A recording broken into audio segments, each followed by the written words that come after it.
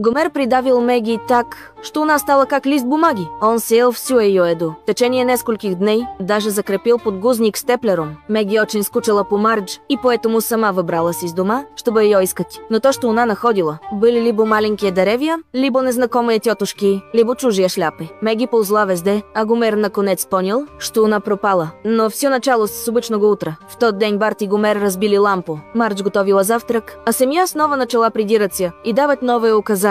Когда, наконец, все собрались выйти, дети снова пропустили школьный автобус. Мардж пошла сдавать белье в прачечную, но хозяин магазина постоянно отнекивался. Наконец, вернувшись домой, Мардж столкнулась с тем, что машины за ней сигналят без конца, а Меги в это время пролила молоко по всей машине. В конце концов, Мардж не выдержала, резко нажала на тормоза и дорога полностью заблокировалась. Когда она, наконец, успокоилась, полиция арестовала ее за создание препятствий движению. К счастью, ее быстро отпустили, ведь мэру были нужны голоса женщин. Этот случай полностью открыл Мардж глаза, и она решила отправиться в путешествие одна. Что касается детей, двух старших передали на присмотр сестрам, а Гомер остался только с Меги. Но даже так Меги все равно потерялась. И когда время возвращения Мардж приближалось, Гомер начал сильно волноваться. Гомер придавил